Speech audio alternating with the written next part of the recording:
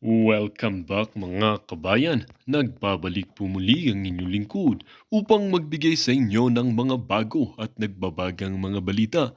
Tila ba naging mainit na usapin ang isyong ito sa mundo ng social media? Sa kabila ng maigting ng kampanya laban sa illegal na gamot noong panahon ng dating Pangulong Rodrigo Roa Duterte, lumabas sa isang kontrobersya na balita na nadawit sa kanyang pamilya, particular na ang kanyang anak na si Mayor Baste Duterte ng Davao City sa umano'y pagtutulak ng isang ipinagbabawal na gamot kilala sa kalye bilang pulburon. Sa isang press conference kanina, inilabas ni Pangulong Kuting Jr. ang impormasyon ukol sa naturang aligasyon. Ayon sa ulat, positibo umano sa paggagamit ng ipinagbabawal na gamot ang ilang miyembro ng pamilya Duterte, kabilang si Mayor Baste Duterte. Nagdulot ito ng malaking ingay at agam-agam sa publiko, lalo pat kilalang mariin ang naging panindigan ni dating Pangulong Duterte laban sa Bushabs sa kanyang termino mula 2016 hanggang 2022. Sinabi ni Pangulong Kuting na ang mga aligasyon ay base sa matibay na ebidensya na nakuha mula sa pinagsalib na puwersa ng PNP at PIDEA. Subalit maring itinanggi ni Mayor Basti Duterte ang mga paratang na ito at sinabing isa lamang itong uri ng paninira sa kanilang pamilya. Hindi ko pahintulutan na ang aking pangalan at ang pangalan ng aking pamilya ay madungisan ng gamot o ng ganitong uri ng mga akusasyon. Kami ay handang makipagtulungan sa anumang investigasyon upang mapatunayan ang aming kawalang sala. Samantala, nagpahayag din ng suporta si dating Pangulong Duterte sa kanyang anak at sa kanilang pamilya. Hindi tayo dapat basta-basta naniniwala sa mga haka-haka. Nasa ilalim ng batas at hustisya ang tamang proseso. Sa kabilang banda, umani naman ng iba't ibang reaksyon mula sa publiko ang mga politiko ang isyong ito. May ilang naniniwala na itong taktika upang ilihis ang atensyon ng publiko mula sa ibang usaping pambansa, habang iba naman ay hinihikayat ang masusing investigasyon upang malaman ang katotohanan. Magpapatuloy ang investigasyon sa mga susunod na araw at umaasa ang publiko na may lalabas ang buong katotohanan ukol sa isyong ito. Patuloy na binabantayan ng media at mga mamamayan ang mga susunod na hakbang ng gobyerno ukol sa kontrobersyang ito. Sa isang hiwalay na pahayag, sinabi ni Pangulong Kuting na walang sino-sino ang batas. Kung may ebidensya, ito ay dapat suriin ng maayos. Tinitiyak natin sa publiko na ang hustisya ay iiral sa ilalim ng ating pamahalaan. Naglabas din ng opisyal na pahayag ang PNP at PIDEA na nagsasaad ng kanilang operasyon ay bahagi ng mas malawak na kampanya laban sa Bushabs. Sinabi nila na walang pinipiling estado o pangalan ng kanilang mga operasyon at handa silang ipatubad ng batas kahit sino pa man ang madawit nito. Sa ngayon, hinihintay ng publiko ang resulta ng investigasyon at ang susunod na hakbang ng mga kinauukulan. Ang usapang ito ay tiyak na mag-iiwan ng malalim na marka sa kasaysayan ng bansa, lalo na't ito ay may kinalaman sa pamilya ng dating Pangulong Duterte na kilalang matindi ang kampanya laban sa droga noong kanyang termino. Well, para nga sa buong impormasyon ay panoorin na lamang ang buong video, at kung bago ka pa lamang sa aking channel, huwag kakalimutang mag-subscribe, pindutin ang notification bell at piliin ang all upang laging maging updated sa mga bago at nagbabagang mga balita. At sa mga solid viewers naman natin dyan, maraming salamat naman po sa patuloy na pagtangkilik sa ating channel. Tuloy-tuloy lang po ang laban para sa katotohanan at para na rin sa kinabukasan ng ating pinakamamahal na bansang Pilipinas. Ang pinadala sa Davao at sinipa yung mga police officers na mga 40 yata yun eh, di ba? Sinuspinde or nirelieve sa pwesto yung mga pinagkakatiwalaang pulis ng Davao City dyan ni na Pangulong Duterte at ni Mayor Paste. Bakit mo tatanggalin ang mga pulis ng Davao na nasa 40 mahigit, 45 po yata, and papaltan mo ng 2 batalyon, so 2,000 staff ang nandun ngayon. So mukhang, di ba, tina-target po talaga ang Davao. And VP Sara, balwarte mo na ang tinatarget ng ahas. Na bad shot ka sa kanya, di ba? Bad shot ka. Bad shot na siya sa akin. Kasi tumawa siya nung tinatawag na bangag yung asawa ko, sabi ni ahas. O VP Sara, pag-usapan natin mamaya bakit hindi umiimik.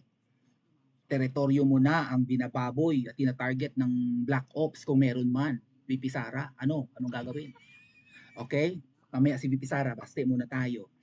So tinanggal yung mga pinagkakatiwalaang kapulisan sa Davao na loyal sa mga Duterte noon pa man, di ba? Syempre, mga matataas ang rango na pulis diyan, pinagkakatiwalaan ng pamilya Duterte, di ba? Panahon pa ni Tatay Digong siguro yung iba diyan, hanggang kay VP Sara, hanggang kay Mayor Paste, pinagtatatanggal. Ang ipinalit, 2 batalyon sa mga 2,000 staff. Ano ang balak? Allegedly, balak hulihin si Pangulong Duterte, lalong-lalo na po si Pastor Kibuloy. Tapos tuwang-tuwa ang mga Ensaymada vloggers at ang mga loyalisa na at saka mga loyal kay Kuting na takot na ang mga taga Davao kasi nandun na yung 2 batalyon ng SAF. O di, nanginig ang tuhod ninyo sa takot. Kiboloy, maganda-handa ka na, gano'n. So may nadulas na isang Ensaymada vlogger na ang tawag pala sa mga Duterte ay mga Romanovs. So meron po yatang allegedly black operation laban sa mga Duterte na sila ay pabagsakin. Ngayon, kung secret operation yan, katulad ng nabanggit ni na Miss Maharlika at saka ni Sir Jonathan Morales kanina sa vlog nila, kung meron man pong black ops laban sa mga Duterte, baka most probably matagal na itong ongoing. Pwedeng nagsimula na yung Operation Romanov kung yan man ang code Romanovs kung yan man ang code name na ginagamit ng Kuting and Ahas administration, di ba? Nagsimula na yan nung nag-o-organize na ng hakbang ng maisog. Tinatapatan na nila. Kasi nagigain ng ng traction yung hakbang ng maisog, laging andaing uma-attend, di ba?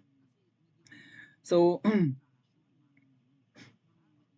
baka kailangan ng pabagsakin kasi kung tuloy-tuloy at linggo-linggo or buwan-buwan or twice a month ang hakbang ng maisog, threat talaga sa Kuting administration, threat talaga kay Butod ang mga Duterte. Threat sa pagtagal nila sa pwesto at balak nilang pagpoprolong pa hindi lang 6 years, ang mga Duterte. Dahil ang niyayaw-yaw ng mga Duterte tuwing may hakbang ng maisog, ayaw nila sa Chacha, unconstitutional ang Chacha, itong PI na ito, nagbayad lang yung People's Initiative, binayara, pinapirma lang through Ayuda, through AKAP, through AIX ang mga pumirma dyan, pero hindi totoong ang mga tao ay pumirma para baguhin ang konstitusyon.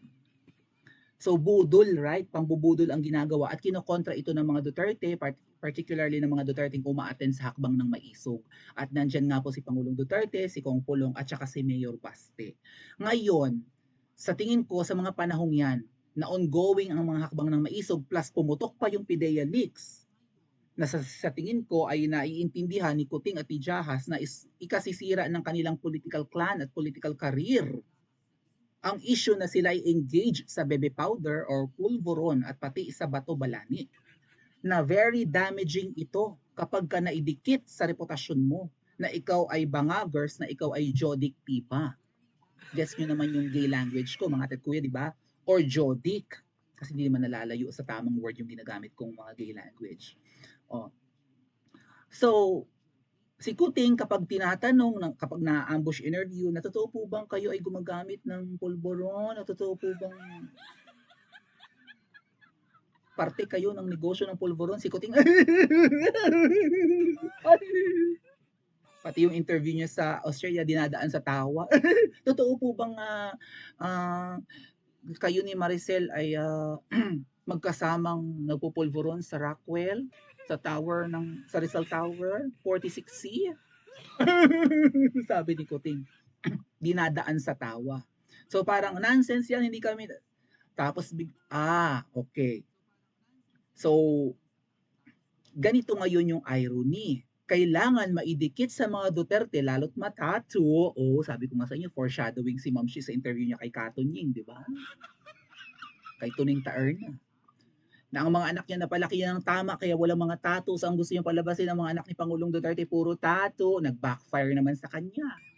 Kasi marami namang Pinoy ang may tattoo. Kultura naman ng mga Pilipino, ng mga Bisaya, ng mga Pintados, ng mga taga-Ifugao. 'Di ba? Na may mga may mga batok or may mga tattoo. May mga mambabatok katulad ni Wang Ud sa Benguet. Sa Mountain Province, mountain. So parte ng kultura natin ang tattoo, nag-backfire. Pero foreshadowing na yun mga ate at kuya, nagtatapon na siya ng shades na ang mga Duterte siblings mula kay Kong Pulong hanggang kay VP Sara, pati lalong-lalo na si Baste, na mukha naman talagang judiktiba ang datingan ni Baste, lalo nung payat, mabuti ngayon mataba na. Okay? Ay mga pariwara ang buhay at may picture nga po pala si Baste ha na ano na mukhang alam niyo yun lulong kasi payat na payat si Basti nung mga panahon na girlfriend niya yata si Ellen Adarne, yung artista. And ito nga po, di ba, may bumabanat na kongresista kay Baste, ha? Sino ba yan? Si Ace Barbers ba yun? Naiwala ko yung kay Ace Barbers. Ah, nandito. Pakita ko sa inyo. O, ayan. Biglang umimik agad. Nga pala mga ate at kuya, itong balita kasi po na may mga empleyado ng Davao City Hall na nagpositibo sa Batobalani or sa drug test, drag queen. Oh, kailangan ko lang ibahin ang pronunciation at baka tayo ay magurgur or ma-strike. Okay, hold on. Bagal mo ha. Okay. Hold on a second.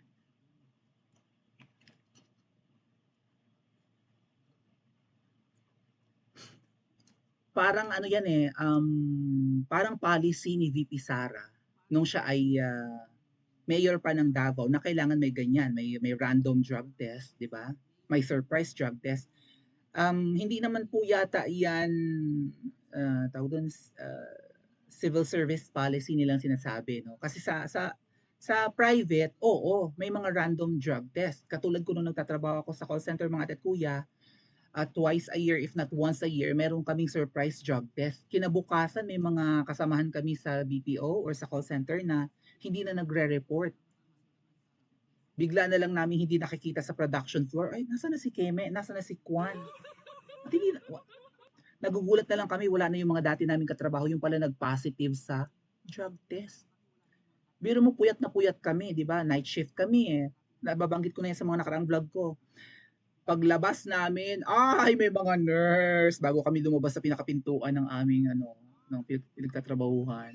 Doon pa lang sa pinto ng production floor pa lang, wala pa sa pinakapinto ng security guard, may mga nurses, may table nakalatag, random drug test tayo, hindi, surprise drug test, lahat kayo magpapa-drug test.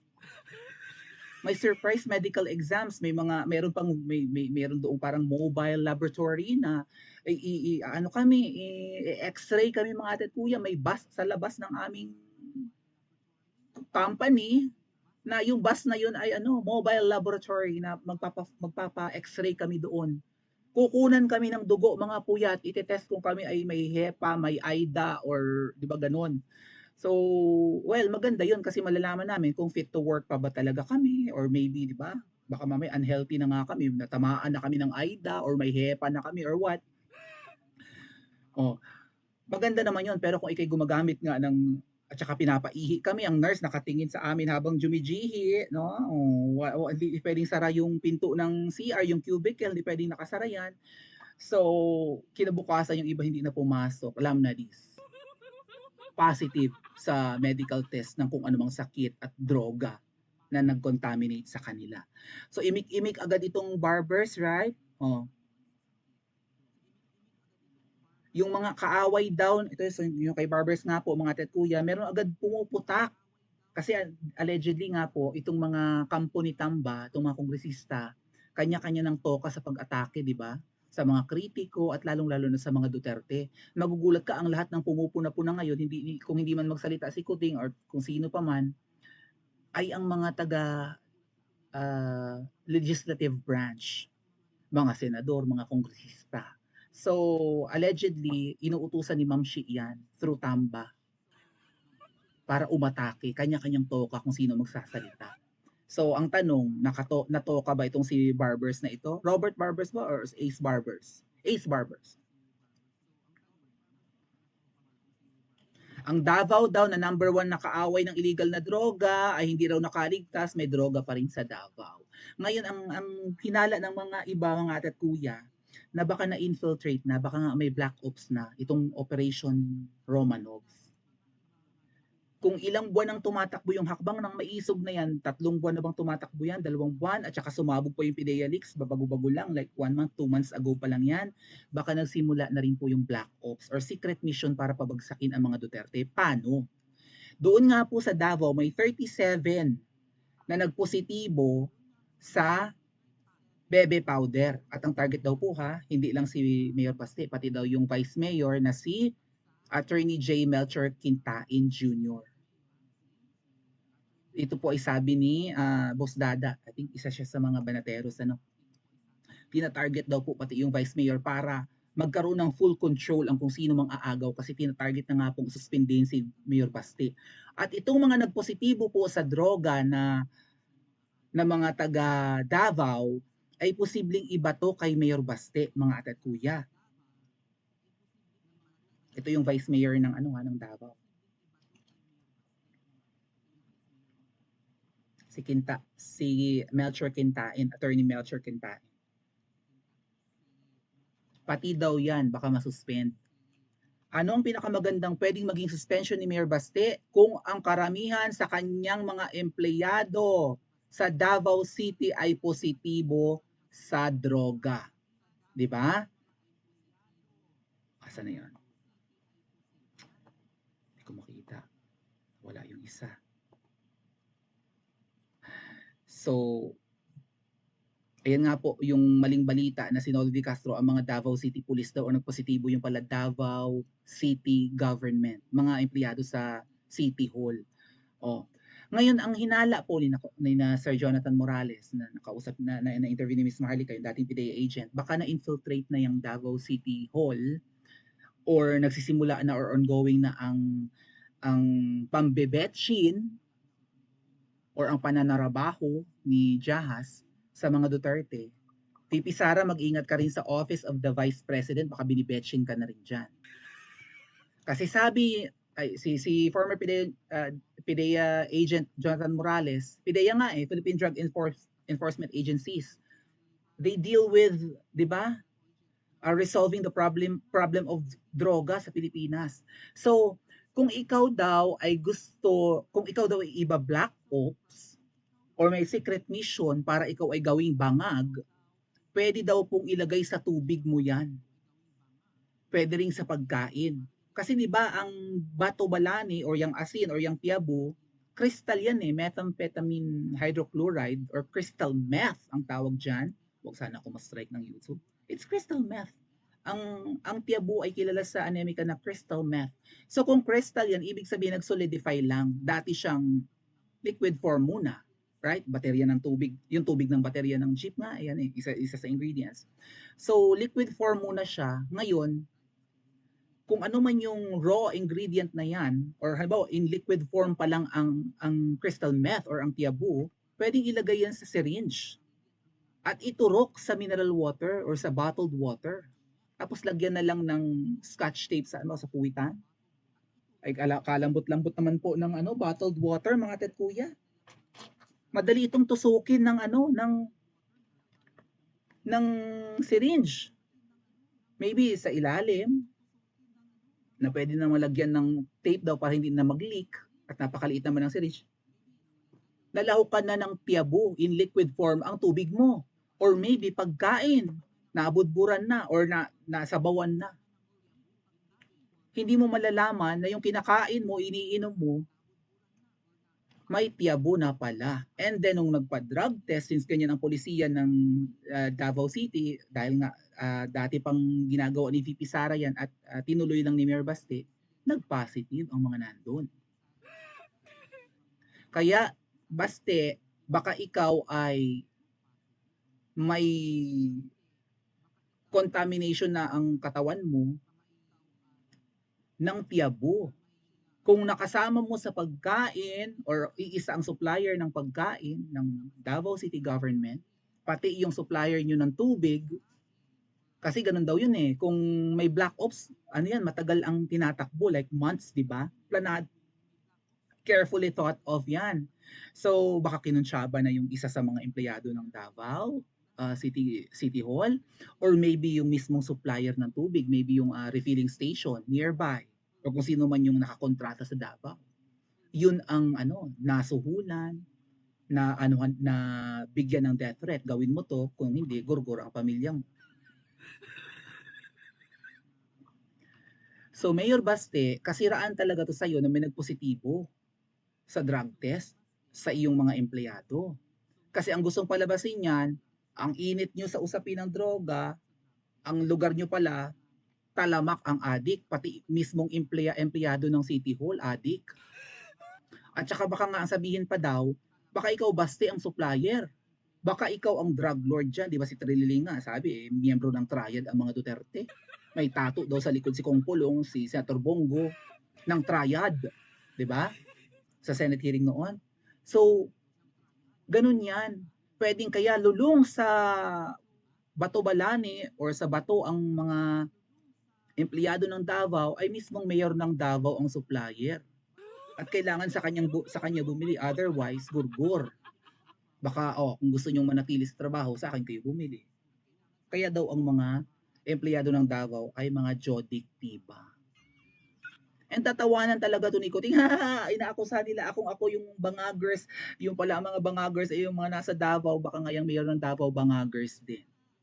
So ito po ay pwedeng maging grounds for suspension ni Mayor Baste. Yung dinideny nila ngayon kasi nag-leak na nga. Balak isuspend si Mayor Baste. Nandun na nga yung mga SAF. Inalis na nga ang kapulisan. So, kumbaga, ano na, mahina na ang, 'di ba, ang hawak ng mga Duterte sa Davao. Ang nagpapatibay na lang 'yan ang mga Davaoenyo. Ay ang mga Davaoenyo ngayon inaayudahan. Imbis na bigyan ng ayuda yung nasabugan ng Bulkang Kanlaon, mga ate at kuya, nagre-release din ng sulfur dioxide yung ano, yung Bulkang Taal kanina lang. Ilang metric tons yung niluluwa ng Taal, hindi pa man sumasabog pero nagsumisingaw ang Bulkang Taal. Alam nyo kasi nasa, 'di ba, nasa Pacific Ring of Fire tayo. Ang Pacific Ring of Fire mula yan dyan sa California, paikot ng Pacific Ocean, napakalawak niyan hanggang dadaan ng ano ba to? Japan, ganyan, pababa ng Pilipinas. Oh. So paano 'yan? Nag-aalburuto ang bulkan ng Kanlaon, nag-aalburuto ang Taal, baka mamaya pati Mayon. Ang tanong, bakit si Kuting namimigay ng ayuda doon sa Davao at hindi yung mga nasabugan ng bulkan? Bumabaha ng lahar ngayon, lalo umuulan. Sa Negros, nagpapakita ba dun si Kuting? Nagbigay na ba ng ayuda? Yung mga yun ang kailangan ng ayuda. Inuuna ang Davao. So inaangkin at kinukuha ang amor ng mga Davaoenyo through ayuda. May pa-concert pa sa June 11. So unti-unting sinisira ang mga Duterte. Kaya Mayor Baste, ang tanong, tiyabo pa lang kaya ang ibinubudbud or isinasabaw sa pagkain nyo or sa tubig nyo? Baka mamaya lason na. Right? Kung paanong nagurgur ang mga dapat magurgur, allegedly yung si Hubert Guevara, pinaghihinalaan at may mga nagtitimbre na kay Miss Marlica na baka yun ay nilason. Si Dr. Rowena Verde, nakalabang-kalaban ng wakwak ng Cebu, bigla na lang namatay, ay doktora yun after makulong. Baka yun nilason. Mayor Baste, baka hindi lang tiyabo ang nilalagay at binubudbud at sinasabaw sa pagkain. Baka lason na rin, mag-ingat ka.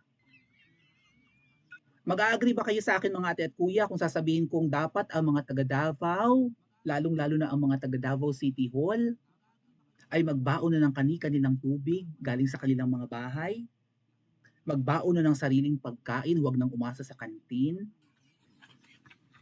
Kasi baka mamaya hindi lang ingredients ng tiyabo ang nilalagay, baka mamaya lason na rin. Dahil merong secret mission para pabagsakin yan.